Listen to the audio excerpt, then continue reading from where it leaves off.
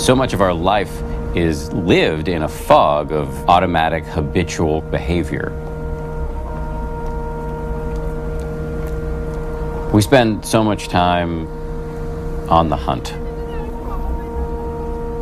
But nothing ever quite does it for us. And we get so wrapped up in the hunt that it kind of makes us miserable.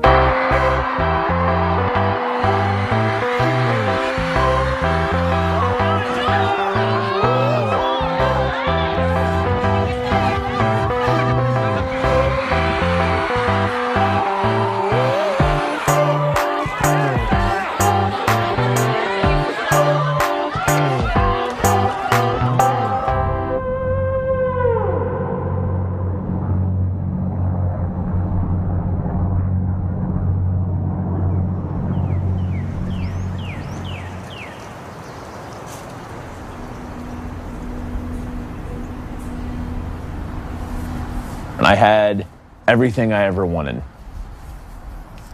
I had everything I was supposed to have. Everyone around me said, "You're successful." But really, I was miserable. There was this gaping void in my life. So I tried to fill that void the same way many people do, with stuff. Lots of stuff. I was filling the void with consumer purchases. I was spending money faster than I was earning it, attempting to buy my way to happiness. I thought I'd get there one day. Eventually, happiness had to be somewhere just around the corner. I was living paycheck to paycheck, living for a paycheck, living for stuff. But I wasn't living at all.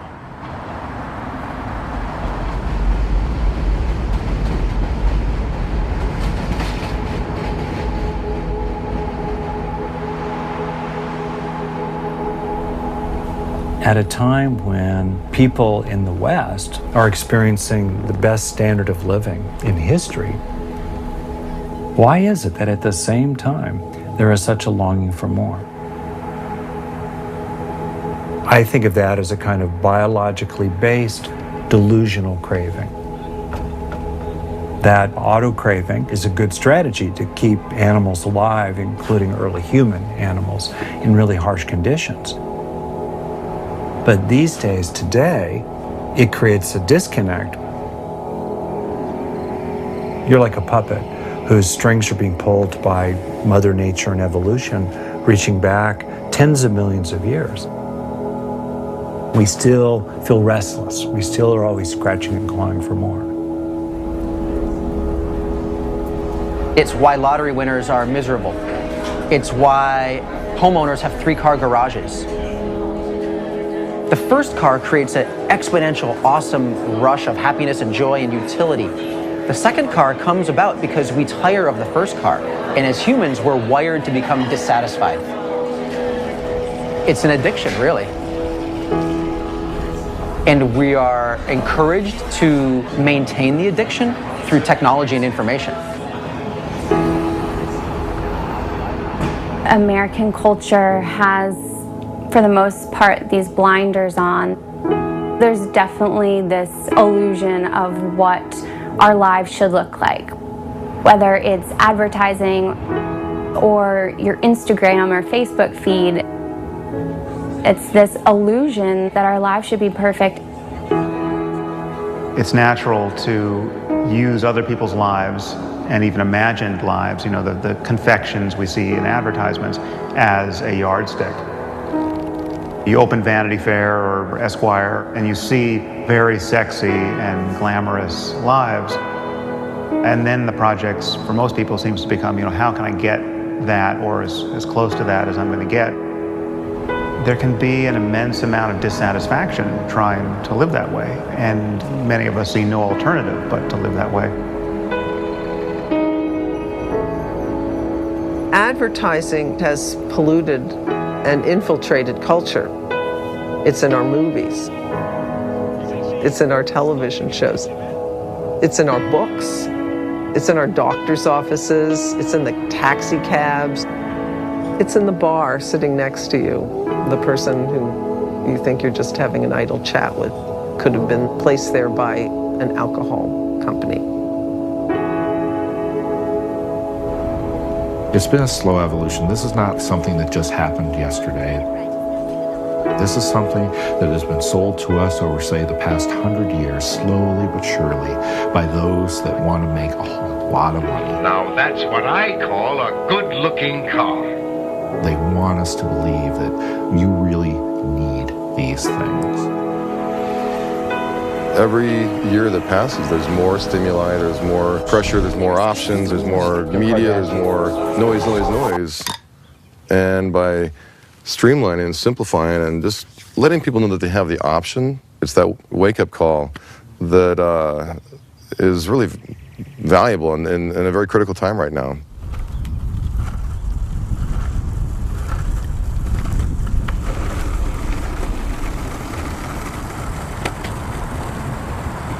It got to a point in my life where I didn't know what was important anymore. Then, at some point when I was approaching 30 years old, I noticed something different about my best friend of 20-something years. Josh, he seemed happy for the first time in a really long time, like truly happy, ecstatic. But I didn't understand why, because we had both worked at the same corporation. We had both wasted our 20s climbing the corporate ladder together. And he had been just as miserable as me. So I did what any good best friend would do. I took him out to a really nice lunch. I think we went to Subway. And I sat him down and I asked him a question. Why the hell are you so happy? He spent the next 20 minutes telling me about this thing called minimalism.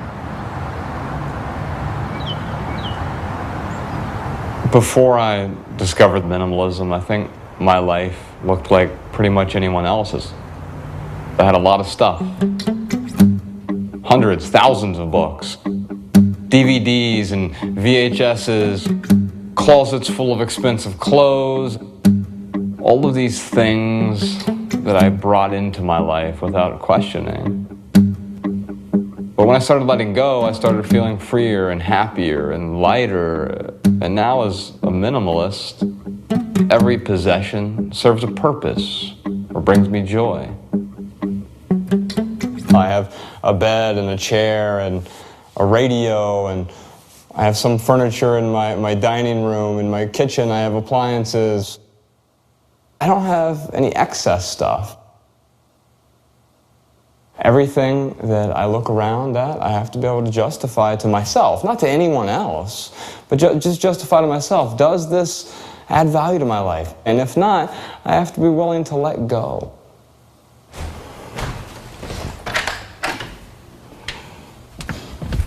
Ryan and I just finished writing a book about the last 5 years of our lives, from being these suit and tie corporate guys to minimalists.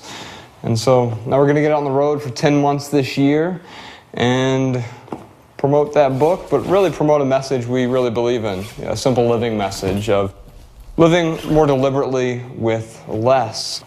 Oh, and I'll need a jacket. We'll see where the journey takes us.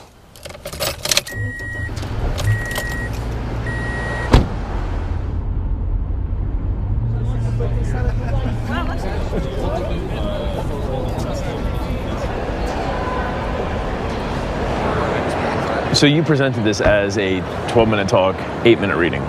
Okay. Yeah. Cool. Because I just don't want to feel rushed to the talk, that's all. Right.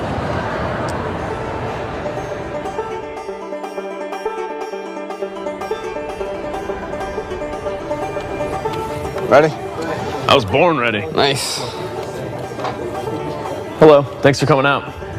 My name is Ryan Nicodemus, and this is the Joshua Fields Milburn. And together we run a website called theminimalists.com. So today, Josh is going to read from our new book, but first I'm going to tell you a story about how we became the Minimalists.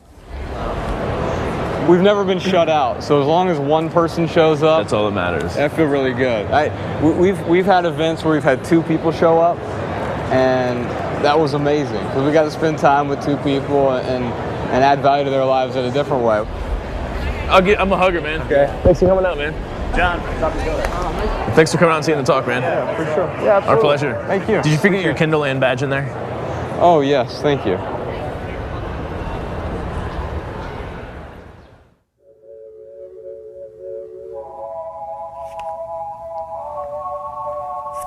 From the day I was born until the 2nd grade when my parents got divorced, I had like the perfect quintessential mom and dad.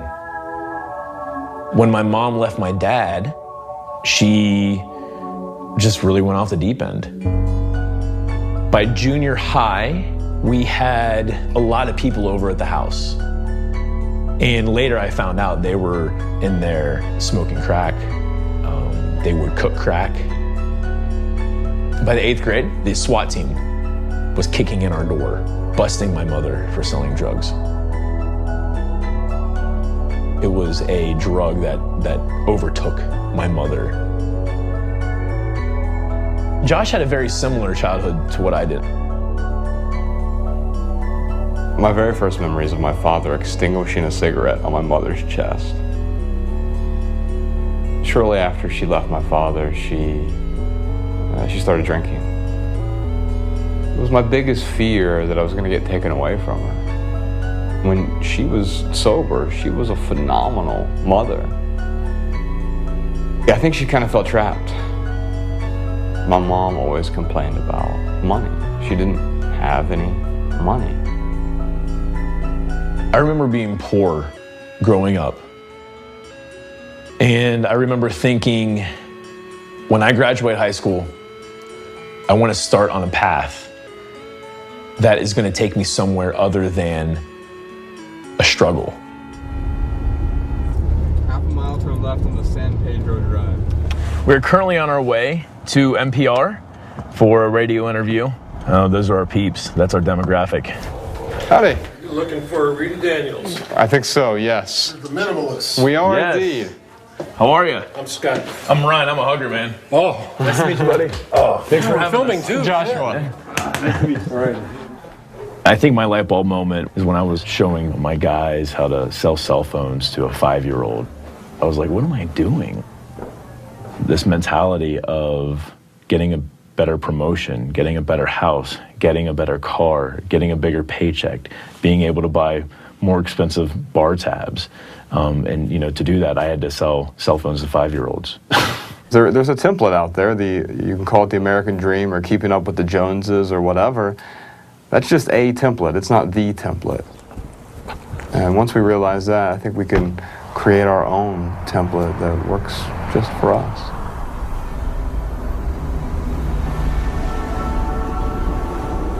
The American Dream has a long history. It started out as a concept that was really more about opportunity. The U.S. is a land of opportunity where somebody could start out at the bottom, work hard, and do well. There's no question that what it means to have made it or to have achieved the American dream in the United States has increased tremendously in material terms. $100,000 a year plus kind of income became more and more an aspirational norm across the society because that's what's portrayed as normal on TV. A 6-figure income. Beginning from about the mid-1990s, Americans went on a buying spree that was probably unprecedented in human history.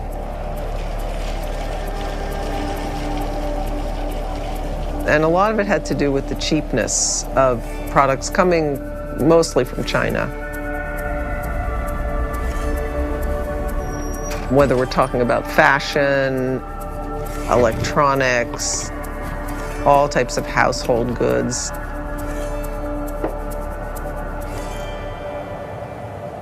So stuff's cheaper, but it's also more available. You can order stuff 24 hours online, they're big box stores. we ended up accumulating a lot more stuff. So much so that even though we have about 3 times the space per person that we used to in the 50s, so a lot more space, we got so much stuff, we need space on top of that, and so there's a 2.2 billion square foot personal storage industry, which is ludicrous. So you have people living in these enormous homes, and if you really look at it, people don't use the space that they have. Someone did a study and they showed a heat map of like where people traveled inside their homes over the course of a normal day. It was a family of 4 and they were in a very average home. And what they found is that people used about maybe 40% of their space.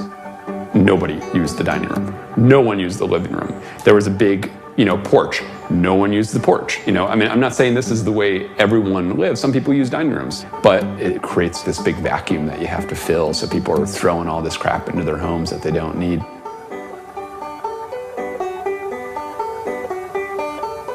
We're living our life depending on the space we've got rather than creating our space to fit our lives. It's so easy to go wrong, and you wind up with 3 dining tables in the same house. Well, you got to run pretty fast to eat at 3 tables at the same meal. Nothing is more responsible than living in the smallest space you possibly can. We've probably sold or donated, I'd say at least 90% of our stuff. I mean, you can't bring all your stuff into a tiny house. I was commuting about 2 hours a day and then sitting in a cubicle for 10 to 12 hours a day. I had gained a lot of weight. I was unhappy. And I was kind of like, what's wrong with me? I should be happy. I've got all this stuff. Nice home, great husband. And Logan was like, well, you could probably quit your job if we simplified and moved into a smaller apartment. And I was like, what the hell are you talking about? I don't want to get rid of my stuff. I found a YouTube video, saw the tiny houses, and I was hooked.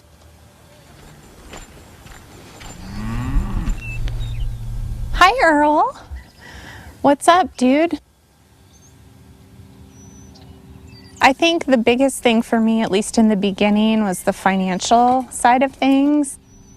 When we looked at our budget and the numbers, I was like, well, let's just give it a go. If I hate a smaller apartment, we can always upsize. I think there's this element of affordability, simplicity, and sustainability that just makes tiny houses seem like the perfect solution to a problem we haven't yet figured out, which is how do we go from working all throughout a lifetime to enjoying a lifetime with a bit of work here and there. For a long time, when people were looking to buy their first house, they looked at their budget and they said, how much money do I have to spend? Oh, I have $500,000. Let me buy whatever $500,000 can get me. And the big mistake there was that these individuals didn't have $500,000. They had a loan that would guarantee them that amount. And of course, after a few years of people buying houses that they weren't actually buying, they were just hoping to buy someday, the entire housing market collapsed. We're down 1.7% here, a loss of 37 points or so. Apple shares are just getting hammered this morning. We're down by between 3 and 4.5% generally across these markets. Let's talk about the speed with which we are watching this market deteriorate. It was the worst day on Wall Street since the crash of 1987. This could be the most serious recession in decades. And that means life, as most Americans know it, is about to change, in some cases dramatically. I think where that has left us in the wake of a recession is with a really, really strong appeal to buying a house outright. The vision that really came out of Life Ed is just like, hey, I think we got to take a step back here. We're very much a mission-based company. The mission being to do more with less. So the life-edited prototype apartment started with me buying a place, 420 square feet in New York, and coming up with a really aggressive program. What I was asking for was a lot. Live at home for a couple, be able to have a sit-down dinner for 10 or 12, be able to have guests over in a civil manner, and be able to work at home with some sort of standing desk. Very quickly, I realized that small space made so much sense environmentally, but it also made sense on many other levels. One of the things that we really want to do is design homes around A, how people live, and B, what's truly important, creating more social homes, homes that actually bring people closer together. It was kind of an incredible experience because going from the 1,200 square foot space, I had never felt more calm in my life. There was less stuff to think about, our overhead was lower. This is when I first started to say, this life-edited thing, this philosophy, maybe there's something to it. A beautiful future for us would be to do development that does really well financially, has a much lower footprint, and have lots of developers copy what we're doing. And so that it really spreads and we start to change how we live as Americans and just change this desire for the bigger is better philosophy. I think we've only begun to re-examine what it means to be successful in life. It's no longer that white picket fence. It's no longer that McMansion. I think that people are beginning to recognize that they've maybe been tricked and that they maybe have more agency over their options than they once thought they did.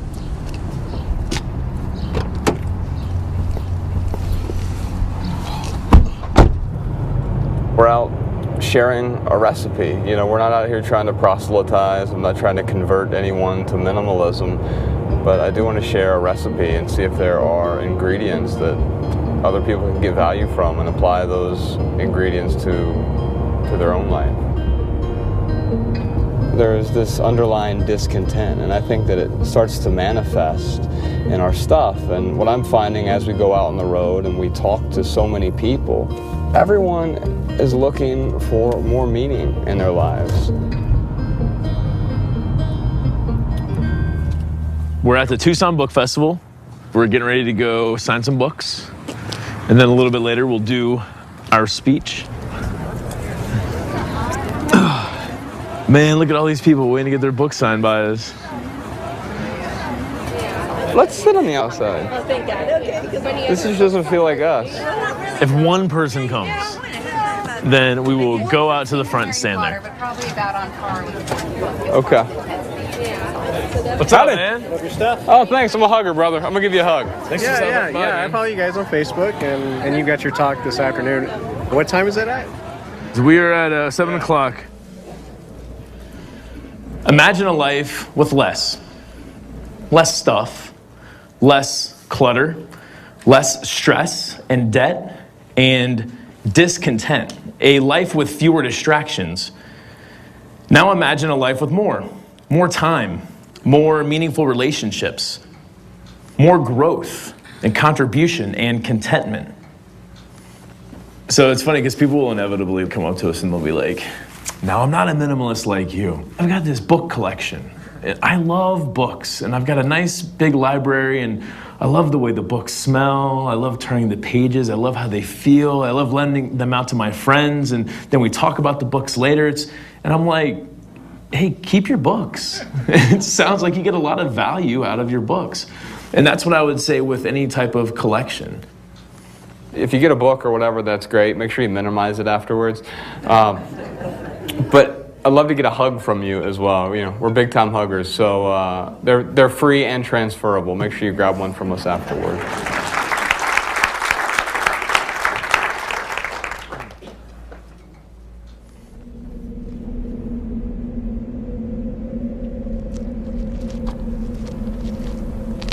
I was 27 years old. I was the director of operations for 150 retail stores. It was December 23rd, 2008. I got a phone call. from my mom.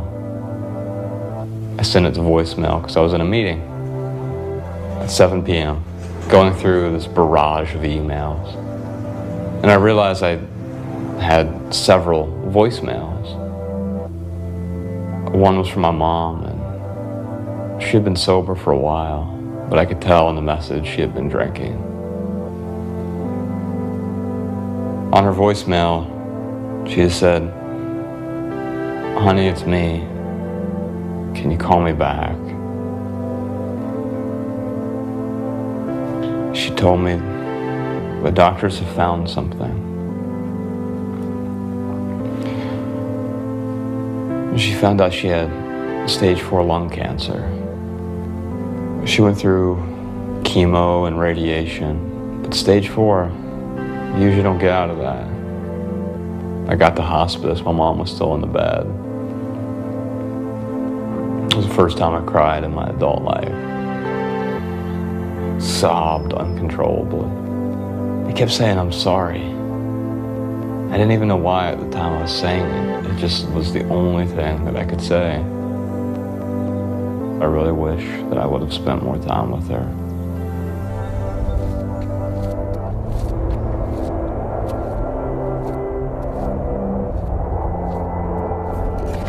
My mother's death still hangs in the air around me. And now, during the same month, my 6-year marriage is ending. But even while Rome is burning, there's somehow time for shopping at IKEA. See, when I moved out of the house earlier this week, toting my many personal belongings in large bins and boxes and 50-gallon garbage bags, my first inclination was, of course, to purchase the things I still needed for my new place. You know, just the basics. A shower curtain, towels, a bed, and oh, I need a couch and a matching leather chair, and a love seat, and a lamp, and a desk chair, and another lamp for over there. And oh yeah, don't forget about the sideboard that matches the desk, and a dresser for the bedroom. And oh, I need a coffee table and a couple end tables, and a TV stand for the TV I still need to buy. And now that I think about it, I'm gonna want my apartment to be my style. You know, my own motif. So I need certain decoratives to spruce up the decor. But wait, what exactly is my style? And do these stainless steel picture frames embody that particular style? Does this replica Matisse sketch accurately capture my edgy but professional vibe? Exactly how edgy am I? What espresso maker defines me as a man? Does the fact that I'm asking these questions preclude me from being a, quote, man's man? How many plates and cups and bowls should a man own? I guess I need a dining room table too, right? And a rug for the entryway and bath mats, and what about that one thing? That thing that's sort of like a rug, but longer? Yeah, a runner. I'm gonna need one of those. And I'm also gonna need... well, hell, what else do I need?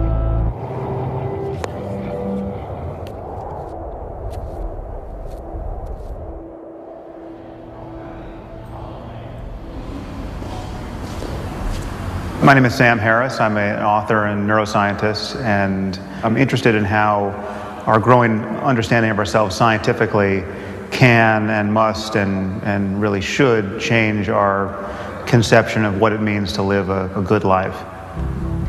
Gratifying desires in a starkly materialistic way is really an interesting phenomenon. You have this thing that you were obsessed about, but then the new version comes out, which is new and improved in a dozen ways. When it comes to the newest, hottest, most crave-worthy status symbols, you can bet customers will wait long hours to snag one. And now you no longer care about the one you have. In fact, the one you have is a source of dissatisfaction. I think we're confused about what's going to make us happy. Many people think that material possessions are really at the center of the bullseye, and they expect that gratifying each desire as it arises will somehow summate into a satisfying life. It is clear that as human beings, we have strong attachment, initially in our lives, to people who are caring for us. And sometimes it feels like those attachments spill over to objects, as if they were as important as people. I'm not so sure that we have such a great relationship with things.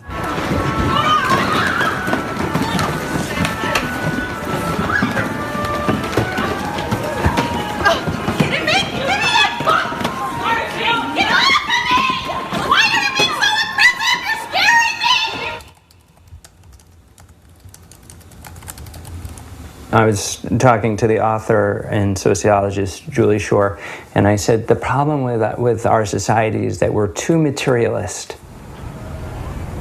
And she said, actually, if you think about it, in some ways, we're not material enough.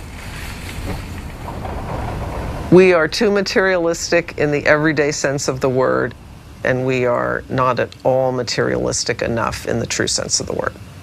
We need to be true materialists, like really care about the materiality of goods. Instead, we're in a world in which material goods are so important for their symbolic meaning, what they do to position us in a status system based on what advertising or marketing says they're about.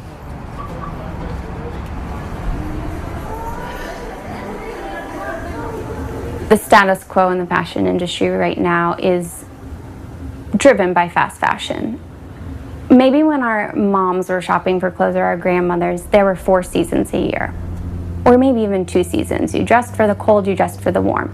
Now we work in a cycle of 52 seasons per year.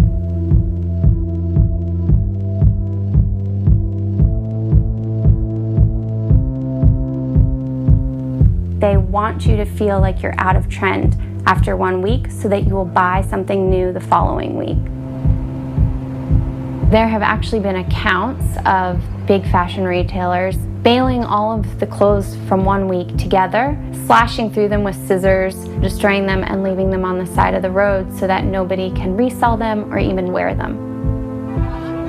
They want consumers to buy as much clothing as quickly as possible. The era of fast fashion, in which we're making clothes in sweatshops so we're not paying the true labor costs and we're not paying the ecological costs of these things, drove the price of apparel down so far that used apparel became worthless. I like to think rice and beans cost more than used apparel. In historical terms, that's the world upside down. And that represents the economics of such an extreme and profound unsustainability. For a scholar of these things, it's kind of breathtaking and horrifying. Fast fashion is what's happened to apparel and then increasingly to the whole consumer goods sector. Almost anything in the home now, it becomes an object of fashionability. And that's been a just dramatic transformation. If you think about the concept of fashion, it embodies in it the idea that you can throw things away, not when they're no longer usable, but when they no longer have that social value or they're no longer fashionable. I think people buy because they're trying to fulfill this void inside of them. And I know that because that was me. But no matter how much stuff we buy and how many different fads that we try, we don't become a more whole person. We keep looking. This hunger never gets fulfilled. I think it goes to the bottom line fact that you can never get enough of what you don't really want. In other words, deep down, we don't really want more goodies, more toys, more cars. We want what they will bring us. We want to feel whole. We want to feel content. This mindless consumption, this same thing that's not making us happy is also causing the degradation of our habitat. We can afford to have 350 parts per million of carbon dioxide in the atmosphere. We're closing in on 400 parts per million. It's caused by the burning of oil, of natural gas, of coal, of all the fuels that we use to power our consumer economy, to power the making of crap that we don't need. This is real, and we really have to do something about it. We're not going to ever be able to achieve the environmental gains that we're seeking while still expecting our lives to be the same. We're going to have to give up a lot.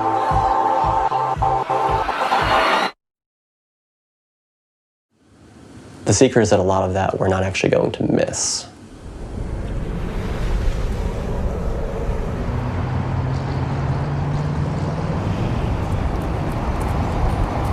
It has been like 4+ years that I've technically been homeless, though I go to new countries and rent flats, so it's maybe in between homes, or maybe home full. I just have a lot of homes, just not in one place, not for very long. It's always interesting, you go on a date or something and have to explain, well, yes, I'm homeless. Maybe I shouldn't lead with that.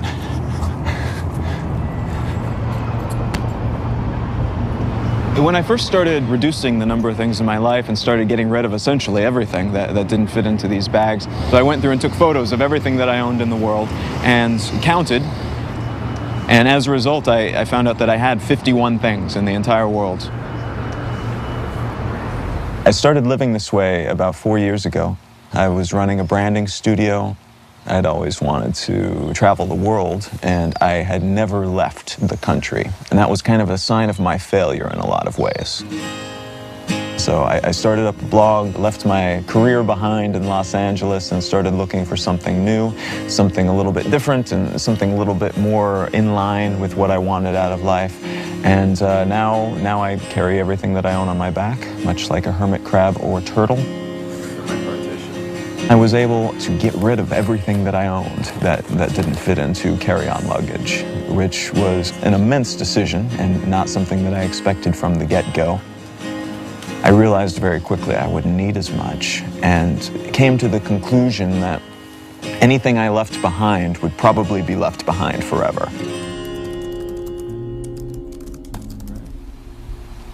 What did it at the end of the day? Knowing this path had been well tread, the direction I was going, and these very, very successful men and women with all of this money and all this prestige and all this professional background behind them, they weren't happy. They're very successful, but not in an absolute sense. They're dollars and cents successful. It seemed far more likely that I could find a definition of success that would actually get me to a place where I was both successful and just incredibly happy. It does look like money can buy happiness in some sense. In global research, below $70,000 US a year, adding greater material well-being is linked to greater psychological well-being. But when you start pushing past that rough threshold, money doesn't buy happiness. You can have more money, but you're not happier. Jim Carrey has a quote where he says, "I wish everyone could become rich and famous so they could realize it's not the answer." The first response is always this: well, it's easy for Jim Carrey to say. He's rich and famous, right? And I'm like, wait a minute, who else could say that? It would take someone rich and famous to be able to say it's not worth it. We all need to have our basic needs met. Having a house, food on the table, being safe. That's really important to recognize because not everyone has those things. You think that more money is going to, say, give you security. The problem is that you don't necessarily have control over making more. One thing you do have control over is spending less. What you do have control over is having less, and that by having less, you automatically stretch what you do have. It's not so much about financial gain for me as it is about financial freedom, which is the ability to wake up in the morning and spend one's day as they see fit. And part of why we consume a thing is that we work for so long, and a lot of people aren't finding fulfillment in their jobs. and they need some way to tell themselves that it is worth it, that it is amounting to something more than a few numbers in a bank account. There's more to life than bills and money and work. How do you win? You win by the traditional monikers of success. You win by how many zeros are at the end of your paycheck.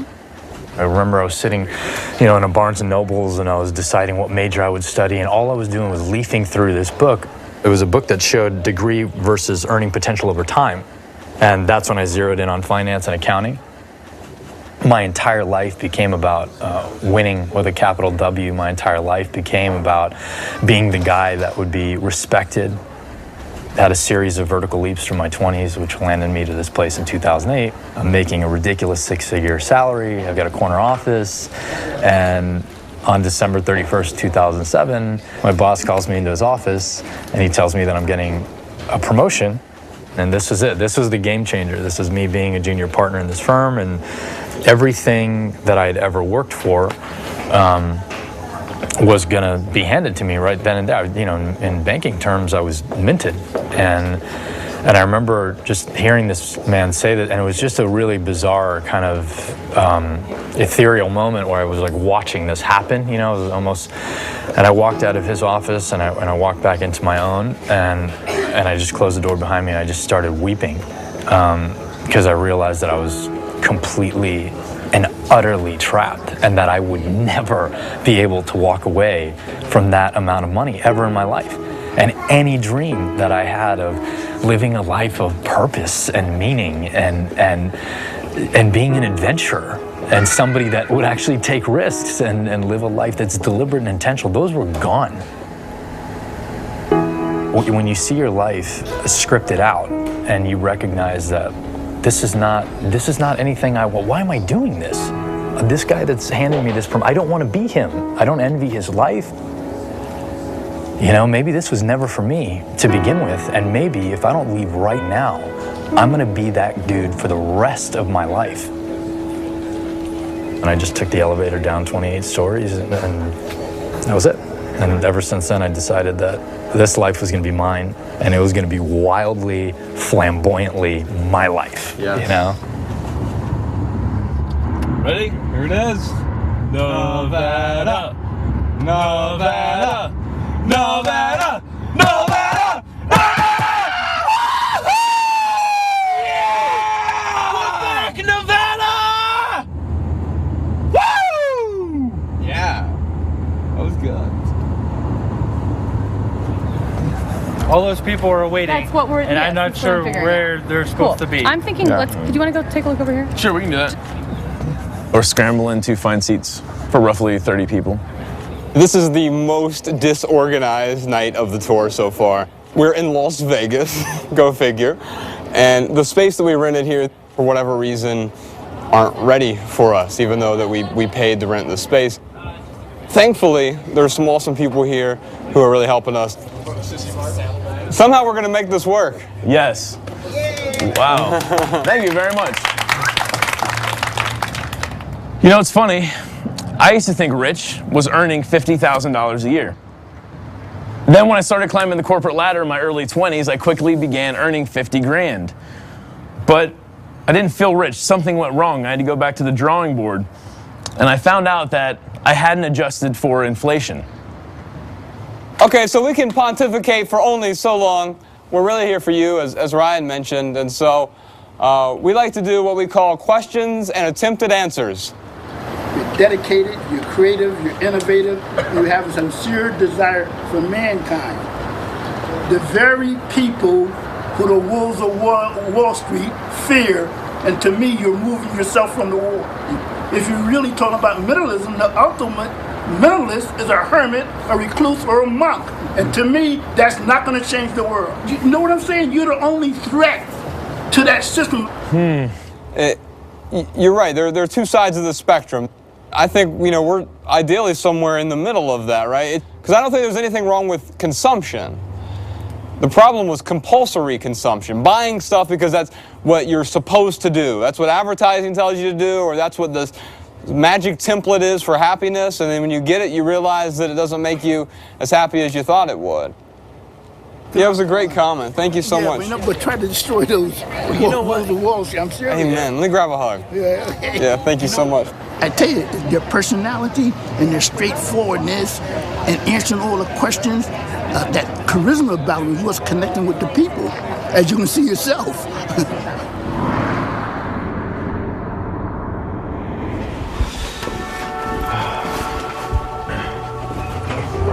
It's like 4:30 in the morning. Yes. And we are gonna go be on TV.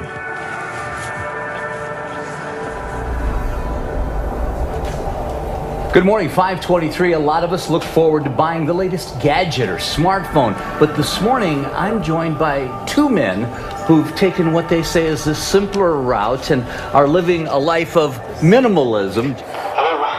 Hi, we're here for 5 o'clock hour and 6 o'clock hour. Josh and Ryan with the Minimalists. I was living the American dream, and I realized it wasn't my dream. I looked around all the stuff in my life when my mother died and my marriage ended, both in the same month, and started questioning what was actually important, what things were actually adding value to my life. And I realized that many of the things that I bought to make me happy, they weren't actually doing their job. Okay, well, good luck to you. Take it easy. Don't do too much. Don't buy anything today, all right? Amen. Good luck with that. We'll be back in just a bit. Well, next at 5:30, the latest on the search for a missing Malaysian flight that disappeared 5 days ago. Plus, how you can show your... Minimalism is not a radical lifestyle. I absolutely believe in quality over quantity, right? So I'd much rather have one nice sweatshirt than a closet full of ugly sweatshirts that I don't enjoy wearing. I don't own a lot of clothes now, but all the clothes I do own are my favorite clothes. So let's take a look at what I have packed for 10 months of traveling. I'm wearing my one pair of jeans. Got a couple denim shirts. I have a short sleeve button-up Oxford, a few t-shirts, a blow dryer. Every good minimalist has a blow dryer. And plenty of underwear. Now here's the secret with underwear. You have to have one color that's in the middle. This is how you separate your dirty underwear from your clean underwear, with the red pair of underwear. Toiletry bag. Everyone needs a toiletry bag, obviously. And I also have a laptop with me, but that's it for 10 months.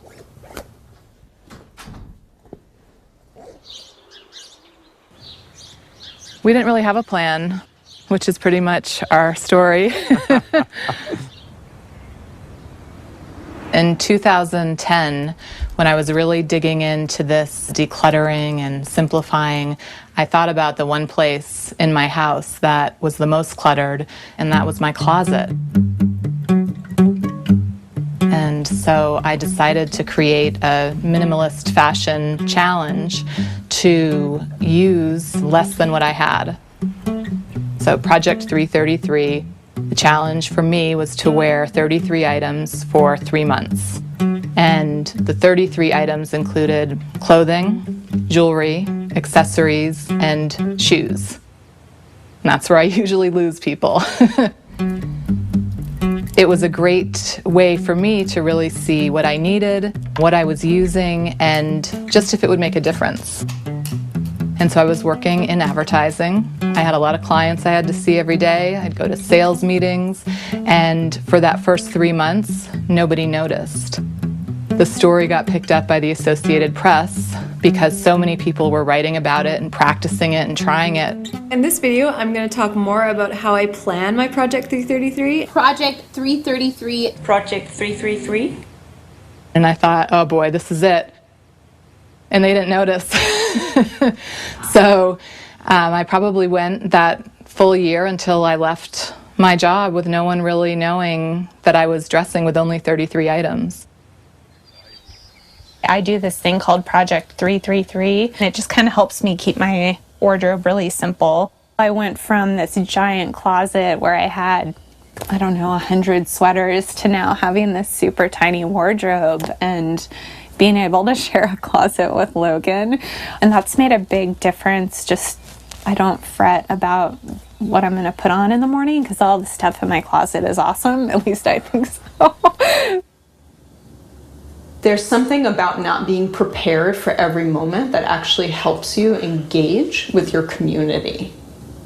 Being pregnant, for instance, it's such a limited time. I had a dress-up event to go to, and I said to David, let me go see if I can find a dress. And I was thinking, gosh, this is really outdated. I have 2 months left. The event is next week. What am I going to do? So I called a couple of my girlfriends. Hey, do you have any dresses I can, go through? But in the past, I definitely would have bought what I needed when I needed it, because that's what you do. You prepare yourself, for your situation. The beauty of it is it's become very communal. Our friends ask us for stuff. We've become closer to people because of it. Mark and I got married in 2005, and a year later, I started feeling really bad. Had a lot of vertigo and tingling and fatigue. That following year got really bad, and in July I was diagnosed with MS. And at first we were both terrified. It was hard. That was a tough time. I mean, immediately my response wasn't, I got to simplify things. I'm a slow learner. So I decided I had to really push hard to prove that I was okay. And so I worked more.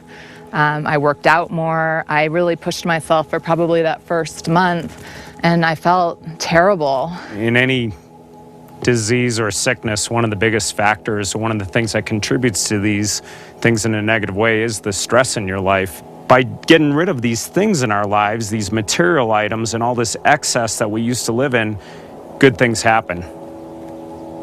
Since then, I have not had what I would consider a relapse. I'm in better health than I was before I was diagnosed. People always tell you, or at least they did for me in the early stages of MS, you have to listen to your body. Like, listen to my body? I can't even listen to my family. I don't know how I'm going to hear my body. And so as I started to move that stuff out, I was able to finally realize what I had sacrificed by being busy, by engaging in constant work.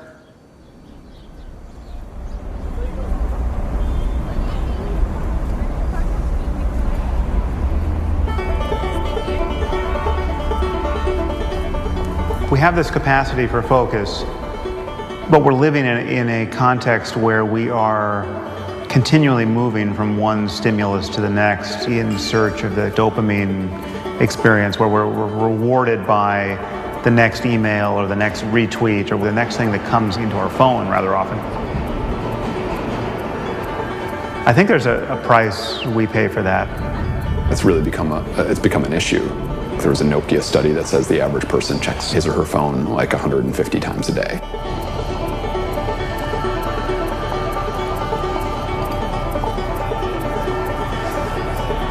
You walk down the street in any major city, locked into their devices. We are totally in the matrix. And it's easier to be mindless and just read the paper, update your social media feed, and consume. Because you can do anything you want, you can potentially do everything you want. But to do everything you want, you have to sacrifice the things that really are important. When it comes to the overwhelm, the easiest way to solve that is to turn it off. Really, just turn it off.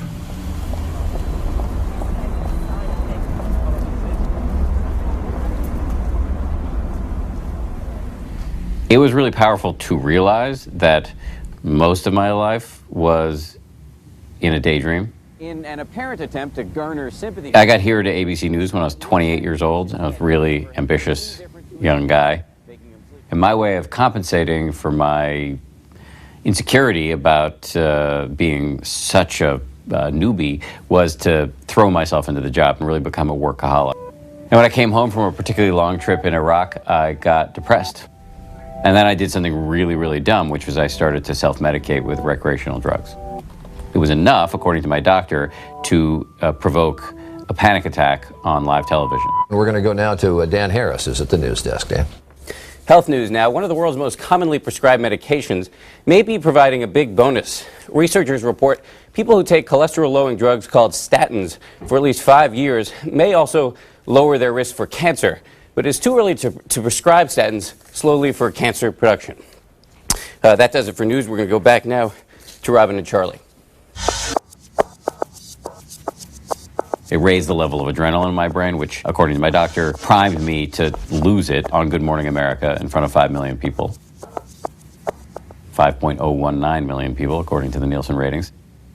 That moment set me off on a weird and windy road that ultimately led me to the last thing that I ever thought would be useful for anybody, which was meditation.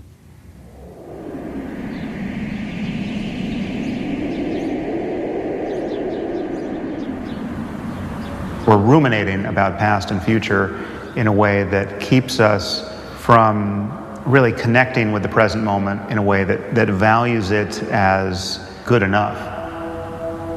Meditation is a technique of finding well-being in the present moment before anything happens. You can be happy and satisfied simply being aware of the sensation of breathing. Very rarely are we fully dedicated to one thing. We're interrupting ourselves or allowing ourselves to be interrupted by these streams of data and what would in any other context be thought of as distractions, but now we think of them as just sort of all necessary parts of our bandwidth. If I leave my phone in my pocket and it's on vibrate mode, unconsciously I'll flinch when it vibrates. I even flinch when it doesn't vibrate, thinking it vibrates. And that kills that little discussion. Like those nanoseconds of distraction, I think has a hugely detrimental effect. Everywhere I look, it's like constant high frequency flinches. This anticipation of novelty has the character of making us the lab rat that's just pressing the bar. Meditation is a great antidote to that. People around here at ABC News would ask me, why are you meditating? Parenthetically, what's the matter with you? What happened to you? Eventually, I started to answer, because it makes me about 10% happier. And I could see the looks transform from scorn/skepticism into interest. Like, oh, that sounds reasonable. I'd like that. One of the best pieces of advice I've ever received in my entire life was from a meditation teacher named Joseph Goldstein. I was asking him about the utility of worry. In the specific context, I was talking about whether it makes sense to worry about missing a flight. And I was arguing to him that, look, you Buddhists are always talking about how thoughts are just thoughts. They don't necessarily have any connection to reality. But the fact is, if I miss my flight, I'm screwed. And he said, you're unquestionably correct. But there's a certain amount of worry that makes sense and a certain amount of worry that doesn't. So on the 17th time that you're worrying about missing your flight and all of the horrible ramifications, maybe ask yourself a simple question. Is this useful? Boom. For a guy who'd spent his whole life worrying and thinking that my worrying was the edge I had over everybody else, because I knew I was going to be more anxious and more compulsive than any of my competitors, I realized there was a certain amount of worrying that is what I call constructive anguish, and then there's useless rumination that's just making you miserable. It's not like I'm 100% mindful all the time. I still do an enormous amount of stupid shit. And if my wife was here, she would give you the 90% still a moron spiel. There's just no question that I'm still an idiot in lots of ways. But I'm less of an idiot and less of a jerk and more thoughtful and more focused and calmer.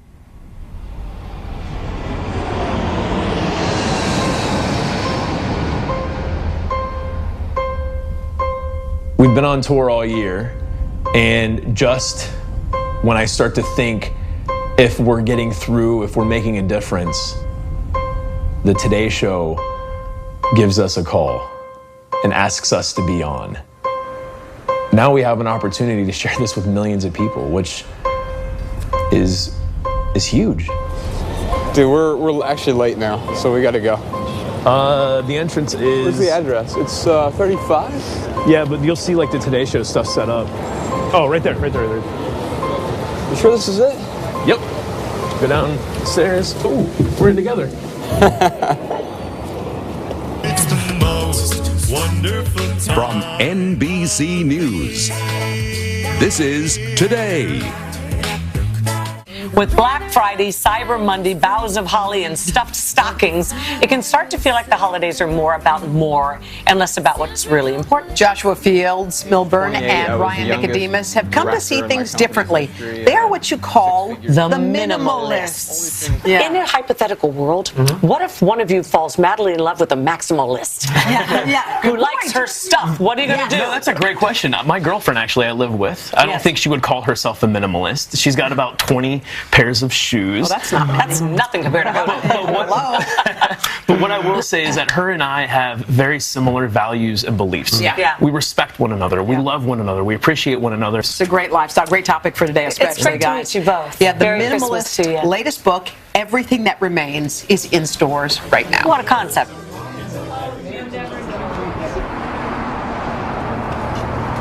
So the event last night was crazy. We showed up, the store owner had about 30 chairs out. I asked him to put out more chairs, and he was like, "Are you sure you're gonna need more chairs?" Ken Burns was here, and he maxed out all my seating. I got 60 chairs total. And I said, "Yeah, I think we'll have about 50 or 60 people show up. Go ahead and bring the rest of the chairs out."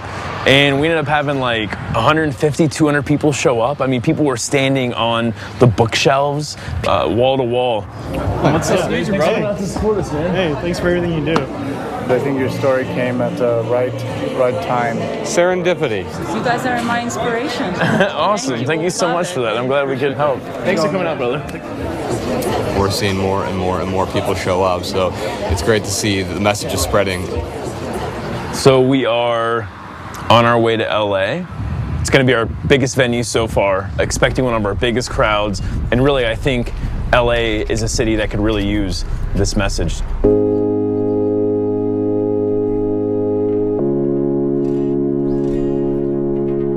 We like things little, but we love things big. Yeah, I grew out of it, and you just fit right in. It's time to find what is the space inside my mind. Philosophy of nothing in plain sight. Something so familiar, so foreign. Forget to remember to forget. The same art, just a different medium. A moving canvas, a picture of myself. We like things little, but we love things big. Yeah, I grew out of it, and you just fit right in. Cars, homes, and six-digit salaries. It may sound like a dream life. Joshua Milburn and Ryan Nicodemus on a world book tour, and here to explain why someone would just give up all of this stuff. Letting it go was really difficult. I wish I could say it was as easy as renting a dumpster and throwing away all my stuff, but it was really a process. Everything will someday fade. The truth is we're not leaving because of love is all that remains.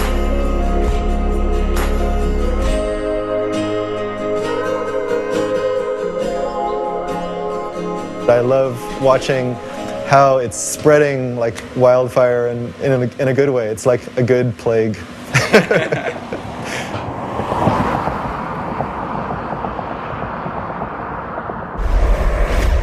A startling new study shows a huge number of children under the age of 4 have access to a mobile device, and some of those kids started using them before they were 1 year old. We're building more competitive, more interesting environments for the consumer. This means ingesting signals they're telling us about their interests and making sure we can control what message they see next. Toronto-based ad exec has written an op-ed in the Globe and Mail saying it's time we stop advertising to children. Advertising to children has existed for so long. What's changed, though, is the amount of this advertising and the media through which this advertising comes. Historically, companies which had products aimed at kids would go toward the mothers and getting the mothers to want to buy the stuff for the kids. What happens is the companies decide to go around the mothers and go directly to the kids. I don't know what the most common 3 words are in American homes. I don't know if it's I love you or if it's I want that. 5,000 advertisements we see every single day from the moment we're born. And they all tell us, hey, this is what your life should be about. It should be about accumulating more things, or it should all be about focusing on you. If you guys have walked around, a kid's store lately, but it's kind of incredible. Anything you ever could have dreamed of has been thought of. Advertisers have just realized there's this huge market. There are parents who want to give their kids the best, and they're really working hard to go that angle.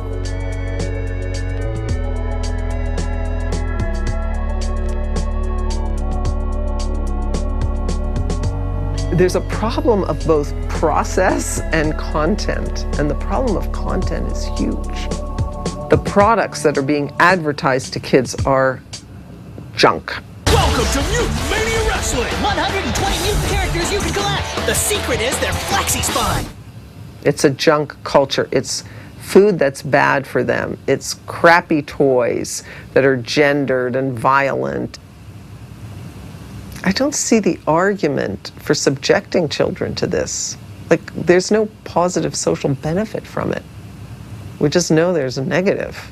And it's just the political power of advertising and the companies that do the advertising that keeps us from doing something about it.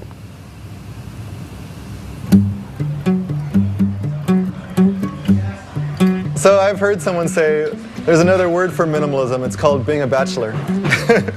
So that's, yeah, I mean, I can see how people would think, oh, that's really easy if you're not married and you have no kids. How do I set an example of myself being married and having 6 kids, which is totally unminimalist and very ironic? How do I live a minimalist lifestyle with those kinds of constraints? Jacko and I haven't been too prescriptive about, like, no, you have 5 toys, No, dude, you can only have 1 truck. You can't have 3 trucks, It's like, no. When I was a little kid, I didn't have 1 G.I. Joe. I had, like, 100 G.I. Joes. We've welcomed things into our life, but definitely with the intention of thinking about what we're doing as opposed to just consuming. When you live with other people and you're a family, you can't just make unilateral decisions. Okay, we're now getting rid of everything and throwing the TV out the door. There will be a riot. That's a little bit frustrating because you can't just get your way. But it's also a really interesting experiment in how you can move together as a group and learn about this together as a group.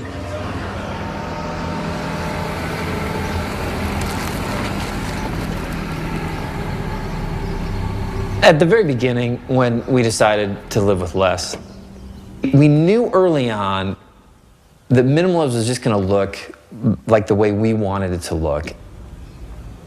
I remember going through getting rid of things and finally saying, okay, Salem, let's go through your toys and let's get rid of some of the things you don't need anymore. And he had no problem whatsoever. My daughter is 7 and she is very different. She loves every doll that she can get. Like, she collects rocks and twigs and anything else she can find, she collects and she holds on to. As parents, we get to set some boundaries for her, but ultimately we let her choose what she wants. I think he certainly has been at a different level of minimalism than I am. He wanted to get rid of more than I wanted to get rid of, and so there comes the compromise. His side of the closet looks much smaller than my side of the closet, and that's okay with us. I think one of the lessons that we've learned through this whole journey is just that our kids are really watching us. And we can tell them that we want them to be certain people, but man, they're picking up a lot more just from how we live our lives. This just undercurrent of consumerism, removing some of that stuff, provided a safe environment where they're able to become what they most want to be, rather than what the world will try to convince them to be. Good evening. It's clear that the true problems of our nation are much deeper than gasoline lines or energy shortages, deeper even than inflation or recession. In a nation that was proud of hard work, strong families, close-knit communities, too many of us now tend to worship self-indulgence and consumption. Human identity is no longer defined by what one does, but by what one owns. But we've discovered that owning things and consuming things does not satisfy our longing for meaning. We've learned that piling up material goods cannot fill the emptiness of lives which have no confidence or purpose. This is not a message of happiness or reassurance, but it is the truth, and it is a warning.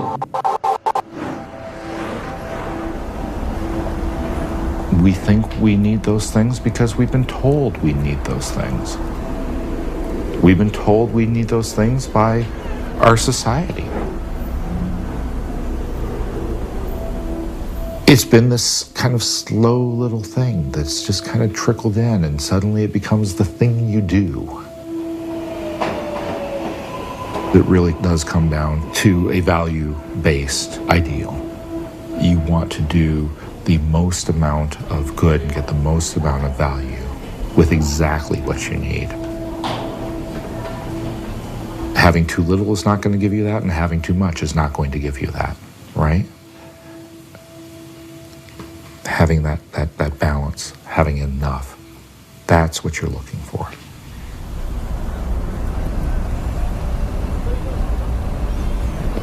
If I had to revise the American dream, it would be more about coming together in community. It would be more about a society which had much less inequality and more fairness, in which everybody had a chance, that is responsible toward the planet and our ecosystem. To me, that would be an American dream. When you talk about not consuming, people think, well, you're trying to take something away from them. But the truth of the matter is that I think that what this movement is really about is questing after a life that's good for ourselves and good for the people around us.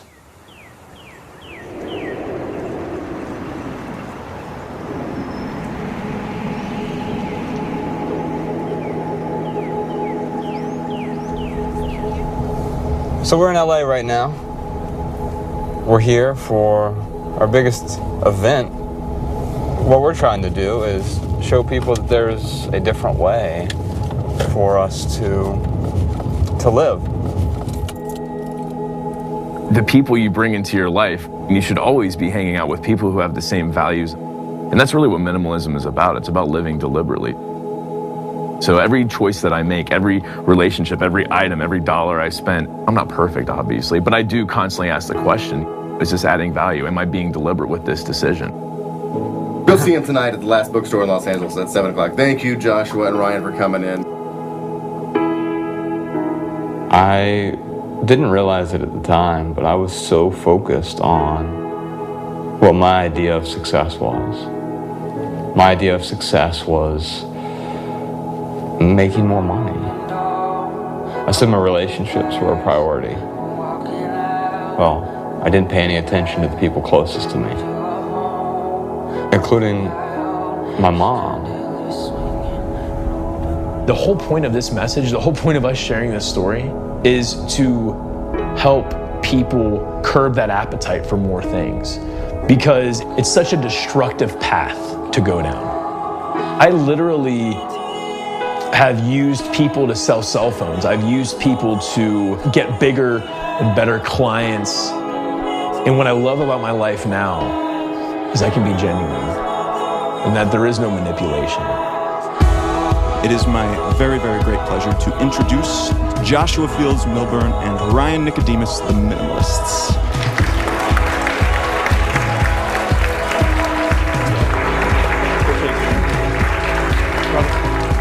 Imagine a life with less. A life of passion unencumbered by the trappings of the chaotic world around you.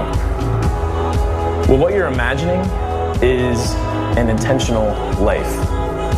It's not a perfect life, and it's not even an easy life, but a simple one. What I found with minimalism is it's a way of saying, let's stop the madness. You don't need this stuff, like it's not going to do it. It's not the answer. There's a movement growing. I don't think that there's a cap to it. I'm now surrounded by people who are inspired and creating massive social change and impact. The depth and profundity of my relationship is beyond anything I could have ever imagined. When you recognize that this life is yours and that it is your one and only, and when that ceases to be the esoteric bullshit, when that's not hippie poetry anymore, when the pragmatism of that statement seeps directly in your bones and you recognize that this is it, everything changes. I don't know where you are on your journey, where you are in life, or wherever you're going on that journey, but we are really grateful you're here with us tonight. So if I could give you one takeaway, one thing to bring away from all of this, it'll be this. Love people and use things, because the opposite never works. Thank you so much for coming out.